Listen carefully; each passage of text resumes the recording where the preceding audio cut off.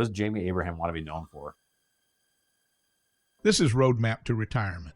Tune in for financial tips, investment strategies, and smart money moves to supercharge your retirement savings. Alex Neri, CFP, and guests are here to help you build your roadmap to retirement. First off, I want to be known for providing a good service to clients. Like, you can call me anytime. I will pick up the phone. Do you really want that? Don't necessarily want you calling me at 11 o'clock at night. You want your on a Friday. $100 client calling you at 2 a.m. to... No, I don't necessarily want that, Okay. but if it's needed, I'm available. All right, so I'm hearing that you want to offer great client service. Great client service, whether you have a business, whether you're just an individual, I can benefit you in many ways. Whether it's seeing different deductions that you might not be able to see, or whether it's figuring out what you want to do. Do you want to take that Roth conversion this year, or do you want to wait until next year? Do you want to plan it out to be in a certain tax bracket, stuff like that? Okay. Talk about Roth conversions, you're in the right place. So we'll talk about Roth conversions all day. Yeah. So that's fun. Another strategy, while we're talking about this, I guess we're diving into this podcast episode. This is live. Another strategy we've seen a lot of people doing is like bunching their expenses or bunching their deductions into 1 year. So like maybe they can't itemize every year. So they just take the standard deduction in 2024, plan on taking the itemized route in 2025. So push off all your charitable contributions, everything else you do into 1 year so you can maximize that in one calendar year. And then maybe you do it every other year or something from there. Is that something people doing? Oh, yeah, that can be a good tax strategy depending on what you expect your income to be. Say for 2025, you expect your income to be way higher.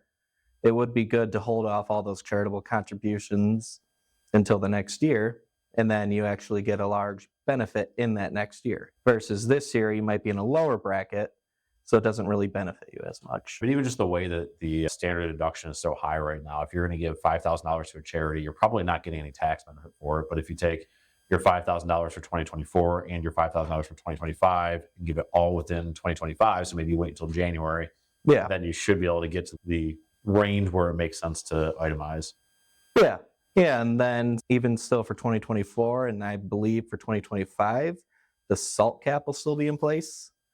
And what that does, it eliminates the benefit of paying real estate taxes because we live in New York State. We're a high real estate tax state. So basically all of your real estate taxes, any state taxes that you pay in, they're all limited to $10,000 flat. So now going forward with Donald Trump being in office, we expect those SALT caps to be taken off. So basically you can pay $20,000 for your real estate taxes, you'll pay in $10,000 for New York State tax, and you would actually be able to get that deduction as an itemized deduction on your federal return. All right, perfect. That's the segue we needed. So this topic, we started off course, now we're going to bring it back to course, but today's episode is meant to be about the potential Trump tax code and some of the changes that are going to come in January when Trump does get into office. So it's interesting because we're in a different place this presidency in that we've already seen Trump 1.0, and now we're looking towards Trump 2.0. And in classic Trump fashion, he's got a whole list, which you did a great job. Those of you that are watching on video, Jamie came in today with a list of all of the things that Trump has mentioned at some point on the campaign trail. And now it's our job to decipher realistically what pieces of this are going to be implemented and what does that mean for people in their financial planning, people in their tax planning. So you mentioned the SALT one already off the bat. So I think that's a big one. And I don't know if you have anything to add to that. Otherwise, we'll move to the next one. One thing that we did notice with the SALT cap was right before the Tax Cuts and Jobs Act went into place, we saw a lot of people prepaying the real estate taxes. So I don't know if we'll see people paying the real estate taxes late. I wouldn't recommend it, but you could do that and benefit from it. Yeah, depending on the penalty and the tax benefit of filing late, maybe it does start to make sense. But yeah, that's all the real estate taxes. Yeah. Not my cup of tea. Not your cup of tea. All right. So we'll stay away from that one. Looking at what your cup of tea is, I think the most appropriate spot to start when we talk about the Trump tax code is the existing one that he already put in place in 2017. So that is the Tax Cuts and Jobs Act, which is set to expire at the end of 2025, so about a year from now. And this was something that when we weren't sure which direction the election would go, it was either if Trump wins, we think this will probably be continued in some fashion. Yep. If Trump does not win, I'm sure Kamala Harris would want to replace it with her own type of agenda. There would have been something there. I don't think it would have simply expired. But now we have some clarity there that Trump will almost definitely extend it, and more than likely he's going to try to make it permanent in some fashion. So what do you think that means for people looking forward at the extension here? So one thing I think it means is a lot of people will benefit from the standard deduction because with the Tax Cuts and Jobs Act expiring, that would have led to lower standard deductions to what we saw before the Tax Cuts and Jobs Act was put in place. Mm-hmm. And so basically what that means is, I believe it was about $12,000 for married filing jointly couples. And now married filing jointly, so in 24, you're looking at about a $29,000 standard deduction. Then in 25, we're looking at about $30,000. Mm-hmm. So taxpayers will benefit from your first $30,000 of income not being subject to tax. Sure. That's just one big benefit with it for the overall people, because not everyone can itemize. And so you benefit more by getting that amount. Yeah, to me, I think one of the things we want to focus on today when we're going through this is, who does this proposal benefit the most? Does it benefit the ultra wealthy? Does it benefit the people that are at the bottom of the food chain? And I think this is one that you can make different arguments, but to me, the biggest thing about this that stands out with the standard deduction being higher is it sort of just simplifies the filing process. If more people are able to take the standard deduction without having to think twice about it, it gets us closer to that super easy file your taxes on your own. It makes the TurboTax crowd very happy because it's hard to screw up a little bit. So I guess I don't know if it's good or bad for anybody. It might be bad for the CPAs out there. That I wouldn't say it's bad for the CPAs out there, because we have plenty of work from people, not really just like your standard W-2, but like people who have a bunch of different things going on. Right. You can get a standard W-2, but you could also be someone who receives U's, so restricted stock units, so you could receive those as part of your compensation, which is something where a W-2 employee would benefit from having an accountant. Sure. No, that makes sense. I think in general, maybe accountants benefit from a more complicated system because it makes us all more reliable on you, but we won't go down that road either. Yeah. So there's a couple other proposals. There's a lot of different proposals of things that would change with this new tax code or be added to the existing tax code. And one of them that I think is interesting for retirees is the idea of not taxing Social Security. And to give sort of a brief history about that, when the Social Security system originally came around, you paid into it through your working years, your employer paid into it, and then when you retired, it was originally a tax-free benefit. And then for a bunch of reasons, our politicians decided we need more money. So in the 80s, we saw it become true that up to 50% of your Social Security benefit could be included in your taxable income, depending on the other income you had. And then again in the 90s, we dipped back into that and said, hey, we need more tax revenue. And we went from 50% to now 85% of your Social Security can be included in your taxable income. And for those of you keeping score at home on what this means politically, it was done once in a Republican administration and once in a Democrat administration. So they're both doing it. So the idea is to turn back the clock and make it so that retirees are not paying an extra tax on their Social Security. So I'll skip the who is this good for. I guess it's good for retirees, but what else should we keep an eye on there? Related to that, really, it benefits really the people who are only getting Social Security. It benefits the people who have other income getting Social Security because they're not being subject to tax on that. So they'll just be paying tax on really their retirement distributions from their IRAs and 401ks. I guess one of the things is the people that are only receiving Social Security, they're already not paying tax on it because you do have to have a certain provisional income to have it affect you.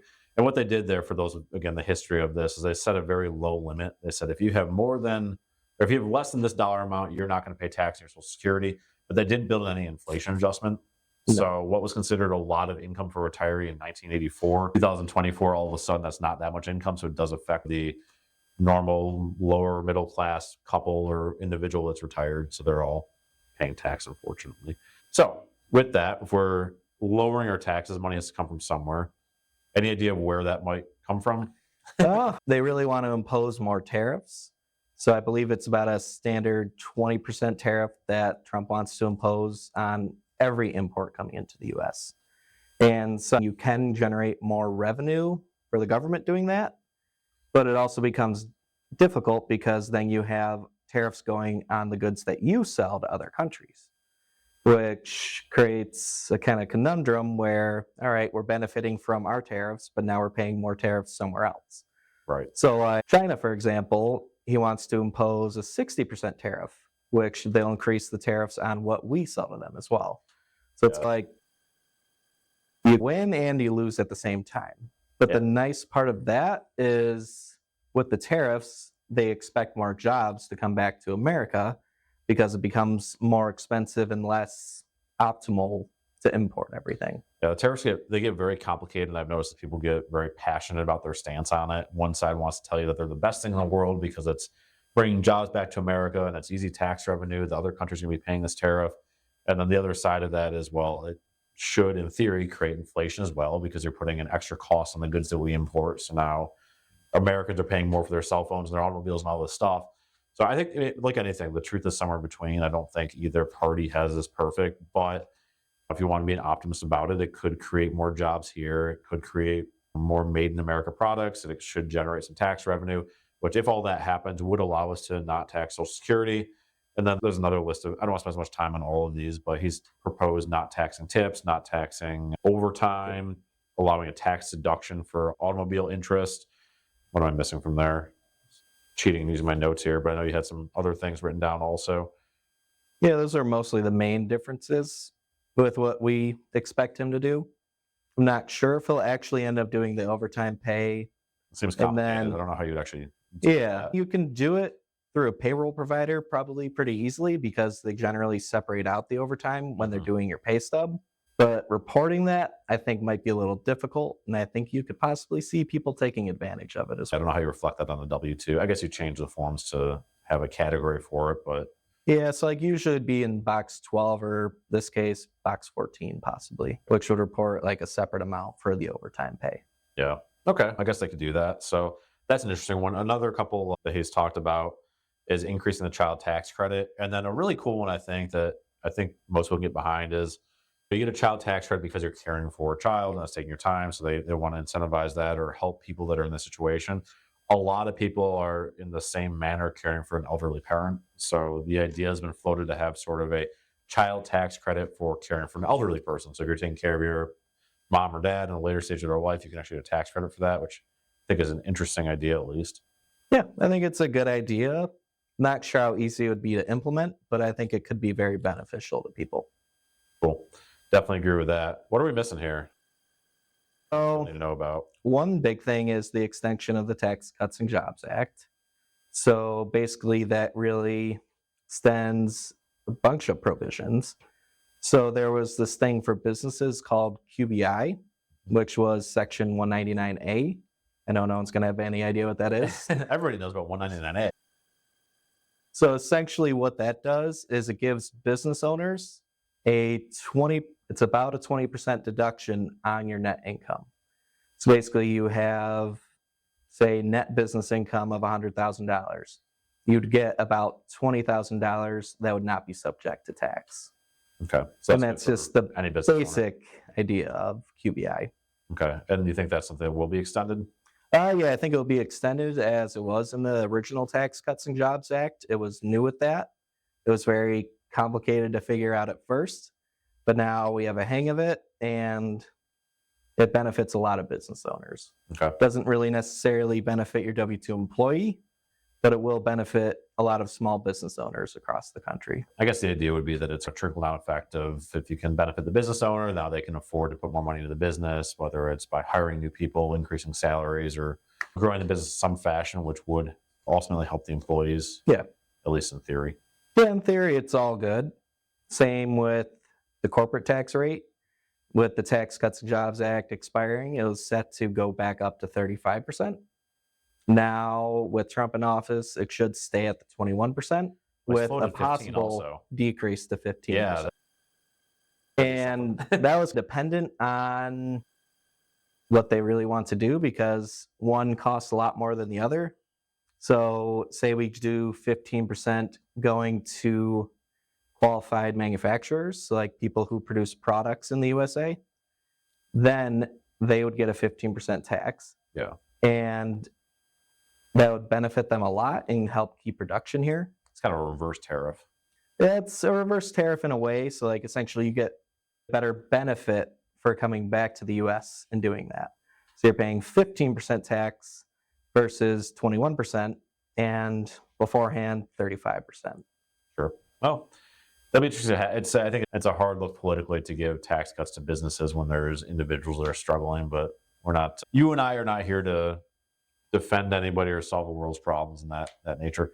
Speaking of the world's problems, so one thing we're talking more about now is that Social Security is set to be underfunded in about 9 years. Again, for those of you who don't know, basically you and your employer both stay in the Social Security system, and we need to keep money going into that so we can pay all the benefits to the retirees.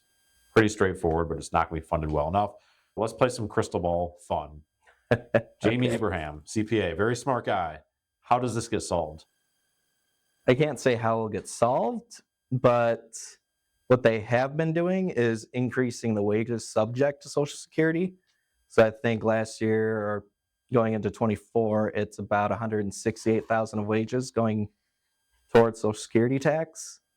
And so really that's one way that they're increasing the revenue coming in.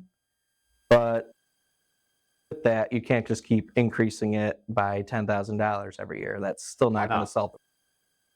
Due to inflation and just really underfunding and a lot of boomers retiring.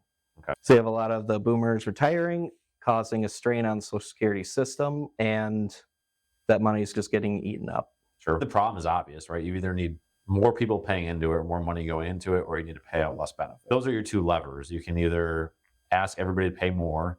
You can tell the retirees are getting less. You can also back up the age, which they've done a few times. You could say that our generation doesn't get Social Security income until we're 75, and that will eventually start to solve the problems, but that's not going to do anything really for 40 plus years. Yeah. I think, in my opinion, they're going to have to ask people to pay more into it, but we'll see. And raising the wage base is one way to do that. Yeah. Yeah. And then they could increase the rate, or they could have a special rate for people who have income over the Social Security limit. Say like how you have with Medicare, when you hit 200,000 as a single tax filer, you pay an extra 0.9%. So you could do something like that with Social Security, which would definitely help increase the amount going in. Yeah, I just hate the idea of complicating things more. And that's one of the problems with if you look at all the changes they made with the Secure Act 1.0 and 2.0, and you went from RMDs, for example, always being 70.5 to now there's a tiered system based on the year you're born. It could be 73 or 75. It's just anytime they make these little changes to solve a problem, it gets more complicated for the average person to navigate their financial planning, which is selfishly good for people like me because it keeps me employed. But I guess I'd like simple. I mean, I benefit from it in a way too, like people's tax situations not being simple helps me out a lot. Then I have to do a little more with planning. Say if they increase Social Security, like having a certain amount when your income's over a level, benefit from that, trying to plan that out for people. Yeah, you and I both benefit. I like to think the politicians aren't making these changes to help you and me with our businesses, but maybe they're keeping us in business. They're keeping us in business. That's nice of them.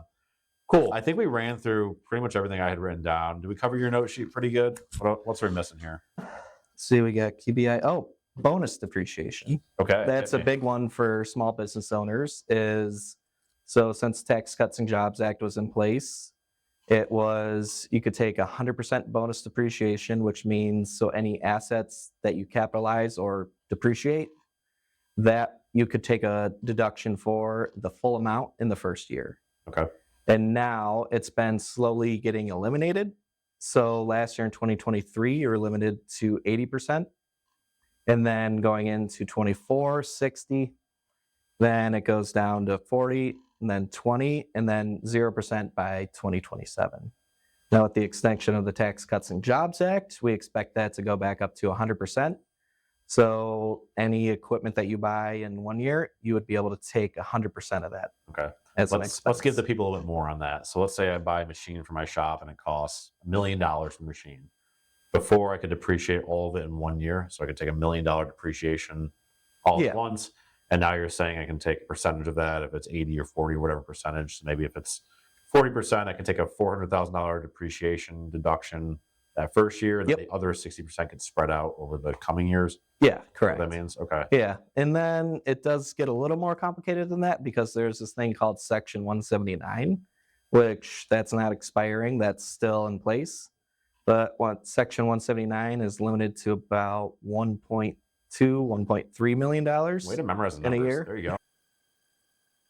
Yeah, and Party trick. Yeah, it's a good party trick. A little boring, but I'll say that. CPAs are not boring. I don't care what anyone says. Yeah, which a lot of people benefit from that. So stuff like equipment, you could take that Section 179 on, but say you're improving land, so building a parking lot, for example, you wouldn't be able to take Section 179 on it, but you could take bonus on it. So a lot of taxpayers benefit from stuff like land improvements. Got it. There's other more specifics, but that's just an example of something you're not allowed to take 179 on that you can take bonus on. Okay, cool. Jamie, this has been the most exciting podcast I'm sure anyone's ever listened to. Thank you for all the good information. I think this is something that can help a lot of people as they look at their taxes and how they're going to change over the next couple of years. But we'll cut it off there. Thank you. All right. Thank you for having me. Appreciate it. Content here is for illustrative purposes and general information only. It is not legal, tax, or individualized financial advice, nor is it a recommendation to buy, sell, or hold any specific security or engage in any specific trading strategy. Results will vary. Past performance is no indication of future results or success. Market conditions change continuously. This commentary reflects the personal opinions, viewpoints, and analyses of Alexander Neri. It does not necessarily represent those of RFG Advisory, their clients, or their employees. This commentary should not be regarded as a description of advisory services provided by Alexander Neri or RFG Advisory, or performance returns of any client. The views reflected in the commentary are subject to change at any time without notice. Advisory services offered by investment advisory representatives of RFG Advisory, a registered investment advisor. Alexander Neri and RFG Advisory are unaffiliated entities. Advisory services are only offered to clients or prospective clients where RFG Advisory and its representatives are properly licensed or exempt from licensure. No advisory services may be rendered by RFG Advisory unless a client agreement is in place.